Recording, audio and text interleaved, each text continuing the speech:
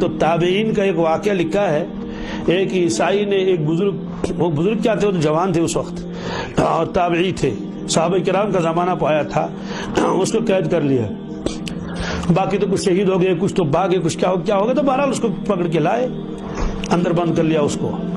اب انہوں نے کہا اس کو شہید کر دیں گے، لیکن جو اس کا اپنا کمانڈر تھا اپنی فوج کا، عیسائی فوج کا، اس نے کہا کہ یہ بڑا قیمتی آدمی ہے، کیا بڑا قیمتی، بہادر بہت ہے، یہ تو اتفاقاً پھنس گیا، ورنہ یہ ہاتھ آنے والا، اس کے تو ایسے کارنامے ہیں، تو ایسا کر لیں اگر یہ ہمارا مذہب قبول کر لے گا تو بڑا کام کا آدمی ہے۔ انہوں نے کہا اچھا، کہاں پھر اگر ہمارا مذہب قبول کر لے گا، کچھ لالچ والچ بھی دے دیں گے تو پھر جو ہے وہ ہمارا کمانڈر رہے گا۔ اس دن کا بہت اچھا، اب اس کو بہت کوشش کی، اس کو لالچ دے دی، اس کو یہ کر لیا، اس کو یہ کر لیا کہ سلطنت دیں گے، وہ کریں گے، اور تم کو گورنر بنا لیں گے، یہ بنا لیں گے۔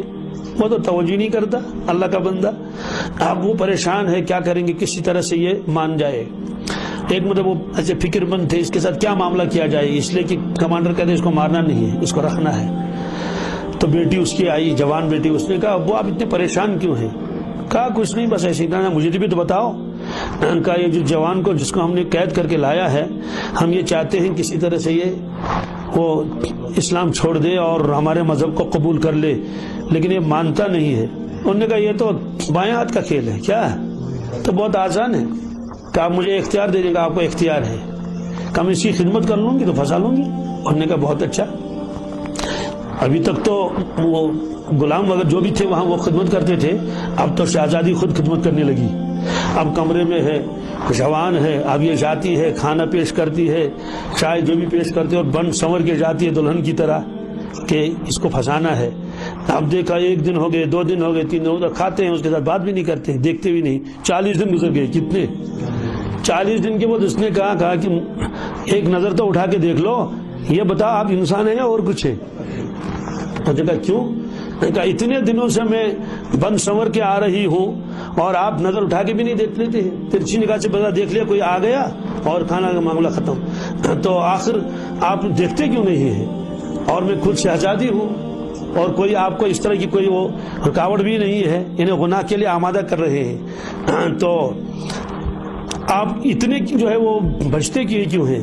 تو انہوں نے فرمایا کہ میرے پروردگار نے نامحرم عورت کی طرف دیکھنے سے منع فرمایا ہے۔ کیا؟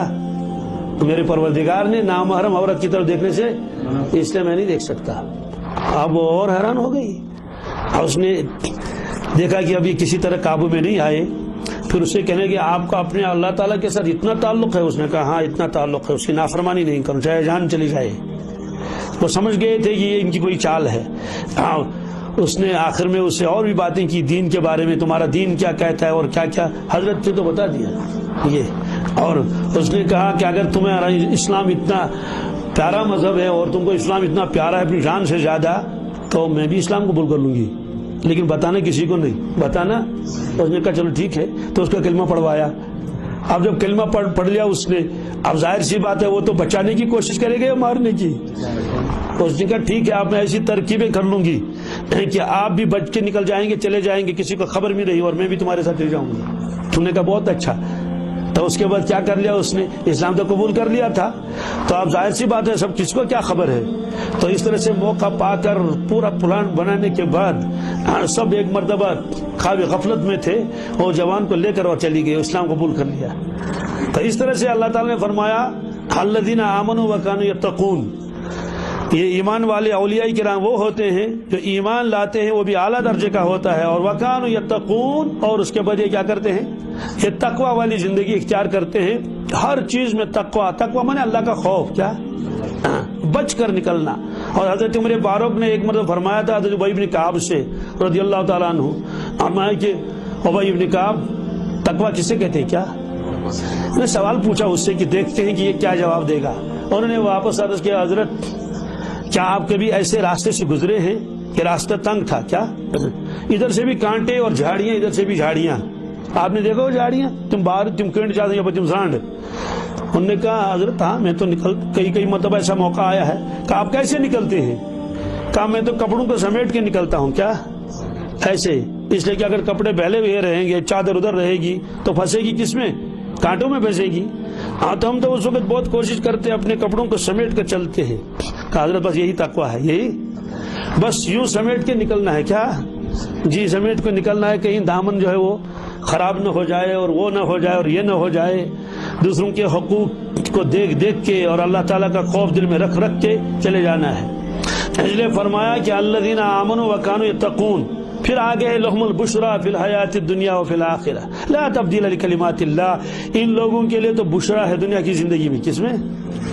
اب اس کی تشریح آگے آئے گی.